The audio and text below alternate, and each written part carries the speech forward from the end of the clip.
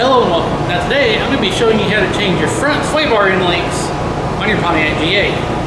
Now these are the ones I'm using. If it'll focus. And these are greasable.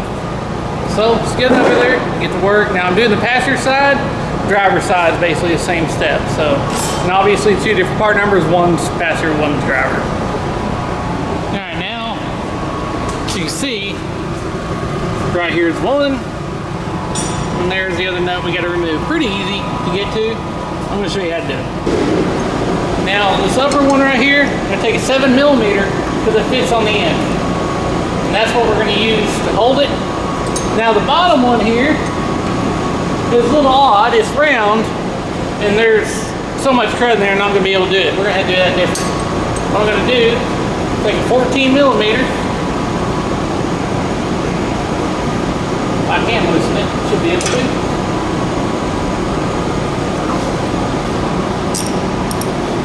Take 14mm to break this loose real quick. Now sometimes you get lucky, sometimes you don't.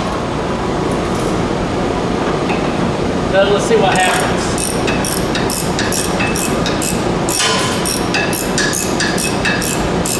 Sometimes the nut will come off no problem. Other times it'll start spinning like it is now. So we'll grab a 7mm. Now I'm grabbing it on the ratchet. Now I'm going to take a 14mm box pin. I'm going to put my box pin here and hold it. Then I'm going to turn the 7mm to tighten and do this. Actually, could you turn the fan off?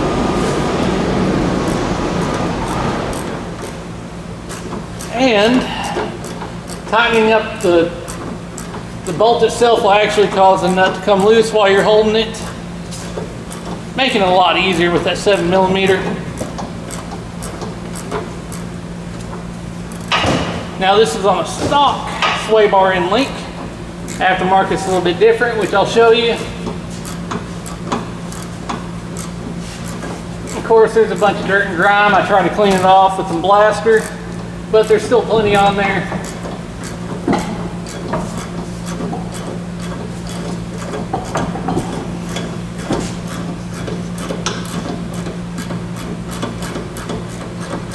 Once it gets spinning real easy, you should be able to loosen it off with your hands.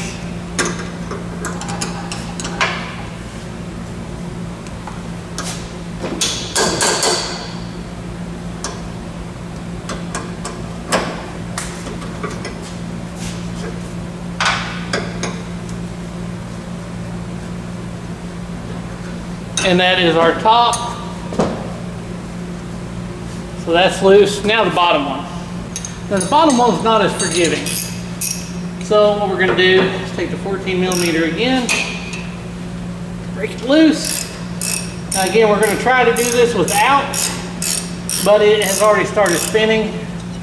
You may have to drop down to 17 if it'll fit, and it did. Now you could do the same with the upper one as well as this, and it will work too.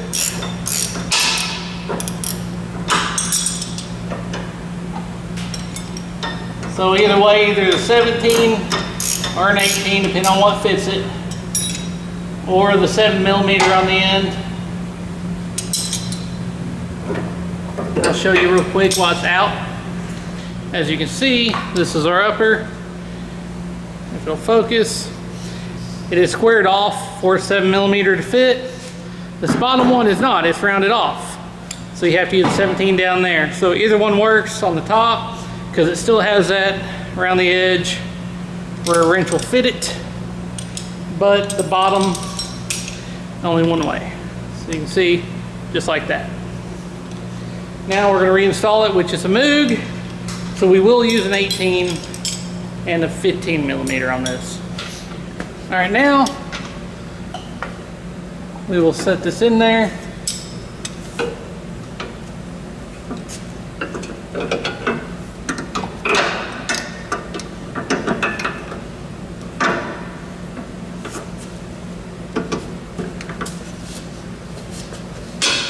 Okay, so get it in.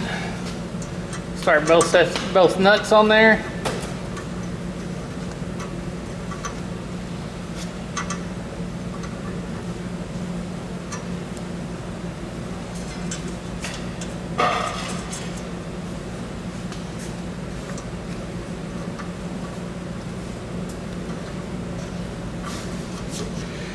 Now with the Moog, you're going to take an 18 millimeter and hold it right there. And then the 15 millimeter on this side and tighten it down. It's pretty simple, straightforward. Now other brands may be other sizes. Obviously the stock replacement is going to be exactly what we did when we took it off.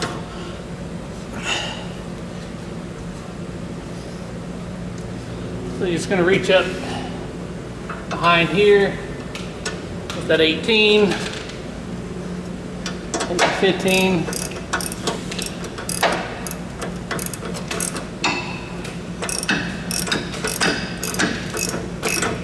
And tighten it down.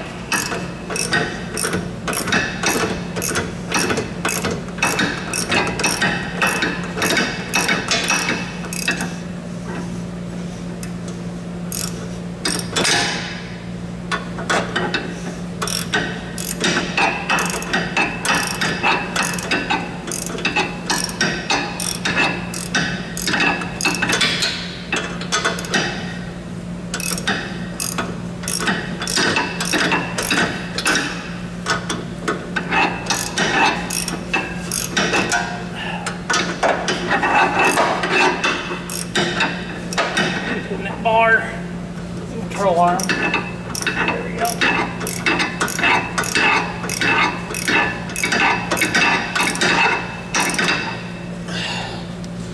Once they're tight, they're good. And there we have it. Sway bar lane lengths change. Like I said, both sides are the same routine, same pattern, all that good stuff. There is an obvious difference between the parts, different part number. They do fit different, so keep that in mind. I hope this information proved helpful. As always, thanks for watching.